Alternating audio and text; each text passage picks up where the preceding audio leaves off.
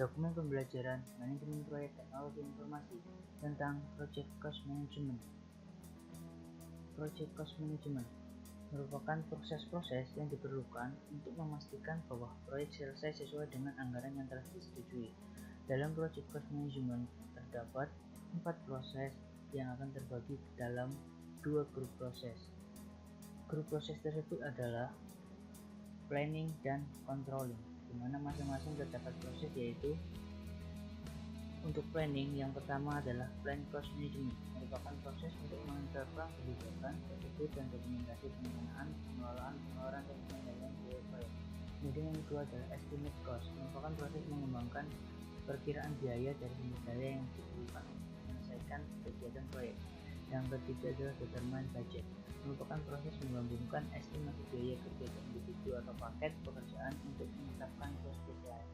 Dan untuk proses controlling, yaitu ada control cost, merupakan proses pemantauan status proyek untuk mengupdate biaya proyek dan pengendalian perubahan anggaran proyek.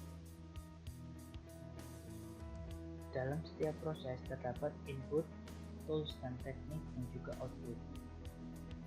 Yang pertama yaitu tentang plan cost management, merupakan proses pembentukan kebijakan, prosedur, dokumentasi untuk merencanakan, membangun, mengelola, melaksanakan, dan mengendalikan biaya proyek. Input yang ada dalam plan cost management yaitu project management plan, jadi merupakan dokumen yang mengandung informasi yang digunakan untuk merancang cost management plan, yang di dalamnya terdapat scope baseline, schedule baseline, dan juga informasi lainnya. Kemudian ada project charter, itu terdapat rekapitulasi anggaran yang berasal dari rincian biaya proyek yang telah dikembangkan. Selain itu, dalam project charter juga terdapat persyaratan persetujuan proyek yang akan mempengaruhi pengelolaan biaya proyek.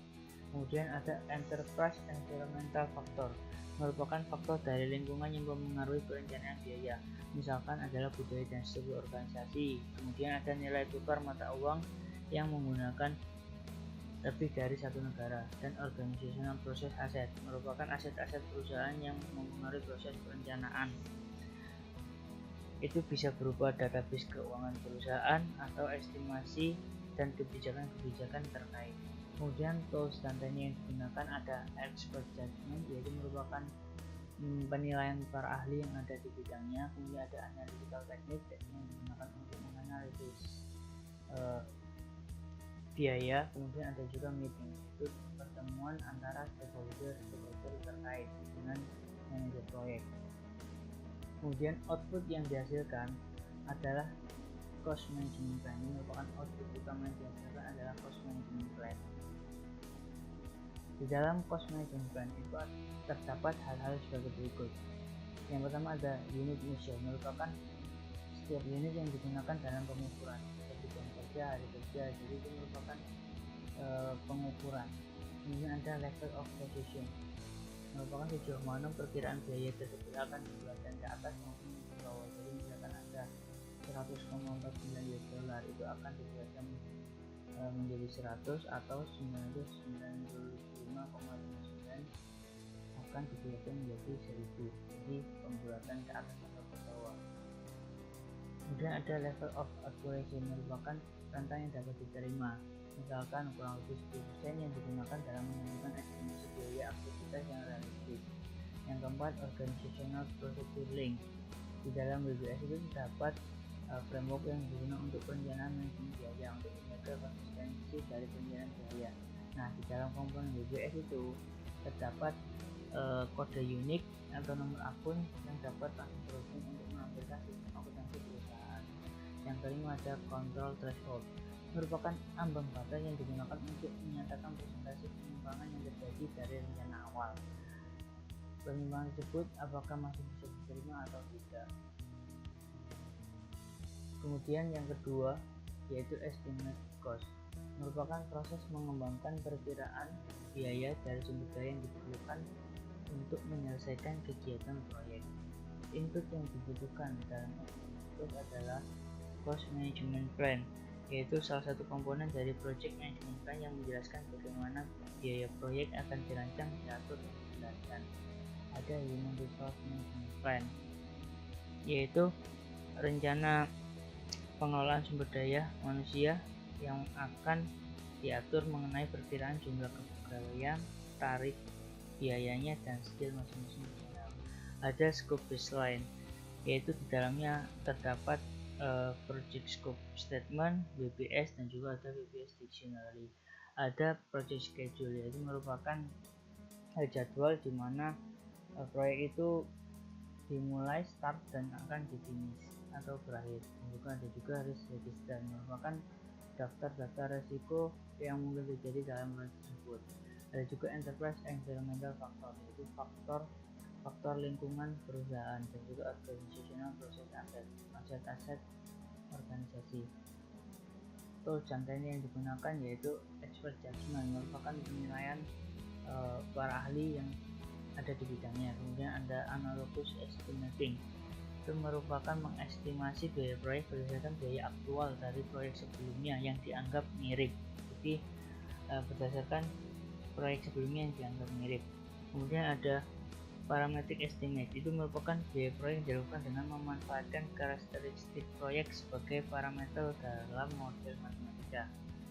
Ada bottom up estimating, yaitu merupakan estimasi berdasarkan setiap paket kerja terkecil dan menjumlahkan seluruhnya hingga diperoleh biaya total dari sebuah proyek. Ada 3-point estimate, itu berdasarkan kemungkinan besar, optimis atau pesimis. Ada juga group decision making estimate, itu merupakan semacam brainstorming yang dilakukan oleh pihak-pihak terkait. Kemudian outputnya ada 3, activity cost estimate, ada basis of estimate, dan juga ada bentuk document output. Namun dari ketiga ini yang merupakan output utama adalah cost estimate. Activity cost estimate adalah penilaian kuantitatif tentang berapa banyak sumber daya yang diperlukan untuk melaksanakan proyek. Kemudian untuk basis of estimate itu merupakan rincian pendukung atau dasar untuk perkiraan biaya. Dan project document update, jadi setiap dilakukan estimate cost itu, setelah itu memperbarui dokumen proyek yang dipengaruhi oleh biaya atau informasi yang diperoleh. Jadi semua proyek dokumen yang berhubungan dengan biaya itu akan diupdate. Nah, ini merupakan contoh dari cost estimate. Jadi di sini ada WBS kategorinya. Jadi ada initiating, ada planning, executing, dan juga ada monitoring and controlling, dan closing. Dan juga itu ada rincian perkiraan biaya berdasarkan jumlah tenaga kerja dan juga tarif per jamnya. Itu bisa berasal dari internal maupun dari eksternal. Kemudian akan ditotal dua-duanya dan diperolehlah masing-masing dari WBS kategori itu biayanya. Nah, ini contoh lainnya sama. Jadi ada berapa banyak, kemudian berapa biayanya, kemudian habis itu dikalikan dan juga nanti total. Yang ketiga yaitu determine budget, merupakan proses menggabungkan estimasi biaya kegiatan individu atau paket pekerjaan untuk menetapkan cost baseline. Jadi intinya dari determine budget ini, outputnya merupakan cost baseline. Inputnya ada cost management plan, ada scope baseline, activity cost estimate, basis of estimate, project schedule, resource calendar, risk register, agreement, dan organizational process asset. Untuk cost management plan, yaitu merupakan salah satu komponen dari project management plan yang menjelaskan bagaimana biaya proyek akan dirancang, diatur, dan dikendalikan. Kemudian untuk scope baseline itu di dalamnya terdapat project scope statement, ada WBS, dan ada WBS dictionary. Kemudian ada activity cost estimate, itu merupakan berapa banyak sumber daya yang diperlukan untuk pelaksanaan proyek. Kemudian ada juga basis of estimate, itu rincian pendukung untuk biaya perkiraan biaya. Kemudian ada project schedule, yaitu berisi tentang aktivitas, kapan akan dimulai dan juga kapan akan diakhiri, start dan finish. Juga ada resource calendar, itu merupakan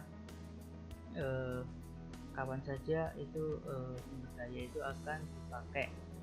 Kemudian ada risk register, itu merupakan daftar risiko yang mungkin ada dalam proyek itu. Kemudian ada agreement, dalam penentuan budget juga diperlukan persetujuan dan juga aset dari organisasi. Kemudian tools dan teknik yang digunakan ada post execution, ada reverse analysis, ada expert judgment yaitu penilaian kalori, ada historical relationship dan juga funding limit reconciliation. Jadi ada batasan biaya dalam penentuan budget. Pasti sudah ditentukan di awal-awal limit budget berapa.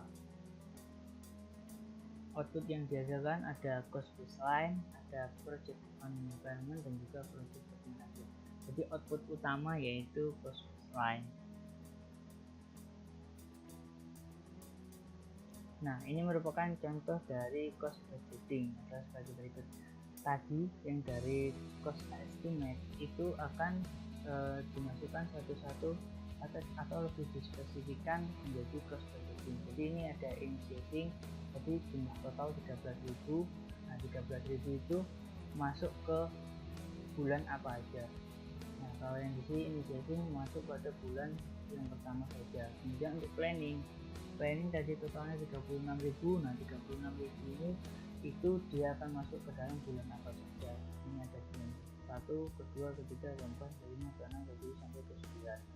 Begitu juga untuk yang executing, kemudian monitor dan controlling dan juga costing.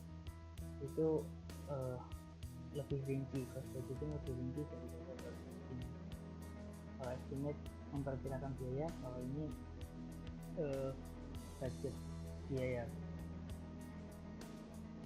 Kemudian ada, nah ini udah masuk ke grup proses controlling yaitu control cost. Ini merupakan yang keempat, control cost. Ini merupakan proses pemantauan status proyek untuk mengupdate biaya proyek dan pengendalian perubahan anggaran proyek.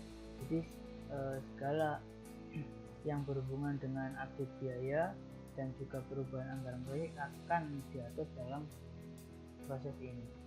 Untuk yang dibutuhkan yaitu ada project management plan, ada project handling requirement, ada work performance data dan juga organizational asset, proses aset. Dan tools dan teknik yang digunakan ada earned value management, ada forecasting atau peramalan atau conflict performance index, ada performance review, ada project management software. Itu merupakan software yang biasa digunakan dalam project cost management. Ada juga reverse analysis, dan output yang dihasilkan itu ada work performance information, ada cost forecast atau peramalan biaya, ada change request, ada project management project update, project document update, organizational process asset update. Nah, di dalam control cost ini terdapat earned value management. Itu merupakan salah satu alat yang penting dalam pengendalian biaya. Jadi earned value management itu alat untuk mengukur kinerja proyek yang mengintegrasikan bentuk, waktu, dan tata biaya. Di dalam earned value management itu terdapat istilah-istilah. Yang pertama yaitu planned value, adalah rencana profit total estimasi biaya yang sudah disetujui untuk dikeluarkan pada sebuah aktivitas selama periode tertentu. Jadi planned value itu merupakan biaya-biaya yang sudah direncanakan dari awal. Untuk actual cost adalah biaya total langsung maupun tidak langsung yang digunakan dalam rangka menyelesaikan pelaksanaan sesuai aktivitasnya selama periode tertentu. Jadi kalau misalkan planned value itu biaya rencananya, kalau actual cost itu biaya pas waktu pengerjaannya itu berapa. Kemudian ada earned value, adalah ukuran dari pekerjaan yang dilakukan yang dinyatakan dalam anggaran dasar untuk pekerjaan itu. Ada juga istilah cost variance atau CV, merupakan variabel yang menunjukkan apakah kinerja biaya sudah melebihi atau masih kurang dari biaya yang direncanakan. Ada schedule variance, itu merupakan variabel yang menunjukkan apakah jadwal yang lebih lama atau lebih lambat dari yang diharapkan. Ada cost performance index atau variabel yang dapat digunakan untuk mengestimasi biaya pada saat proyek selesai berdasarkan kinerja proyek sampai waktu tertentu. Dan ada schedule performance index, merupakan variabel yang dapat digunakan untuk mengestimasi waktu selesainya proyek. Nah, ini merupakan rumus-rumus dalam on value formula. Ini ada on value, itu merupakan rumusnya PV unit dikali persentase berhasil. Kemudian ada cost variance, itu merupakan on value dikurangi dari actual cost. Ada schedule variance, itu merupakan on value dikurangi P plan value. Ini ada cost performance index, itu merupakan on value dibagi actual cost. Kalau schedule performance index itu on value dibagi plan value. Jadi ada estimate completion juga, itu BEC dibagi PPI. BEC itu budget as completion. Ada juga estimate time to complete, itu merupakan original time estimate dibagi schedule performance indexnya berapa. Ini merupakan contohnya, misalkan ini sudah diketahui bahwa data on value nya itu sebagai berikut. Jadi ada on value pada week 1 itu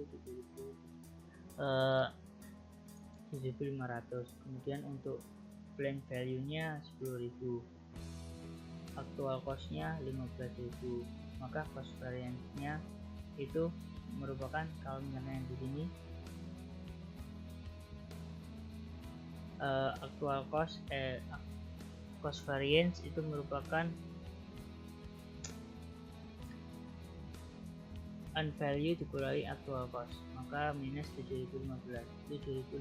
Kemudian untuk schedule variance sama on value dikurangi plan value minus 2.500, dan cost performance indexnya 50%. Jadi on value dibagi actual cost. Kemudian untuk schedule nya on value dibagi plan value 75%. Nah, dari data tersebut itu ada merupakan angka negatif untuk cost variance dan juga schedule variance. Itu mengindikasikan bahwa terdapat masalah dalam kinerja proyek. Biaya proyek berarti sudah melebihi dari yang direncanakan atau waktu yang digunakan lebih panjang dari yang direncanakan. Jadi actual cost itu lebih besar dari plan value. Biaya yang digunakan pada saat implementasi pada saat pengerjaan proyek itu lebih besar dari biaya yang sudah direncanakan di awal, dan juga waktunya juga lebih lama dari waktu yang direncanakan di awal. Itu mengindikasikan ada masalah dalam kinerja proyek. Dan juga ada CPI dan SPI nya itu kurang dari 100%, juga menunjukkan adanya masalah dalam kinerja proyek. Sekian dokumen pembelajaran kali ini. Terima kasih.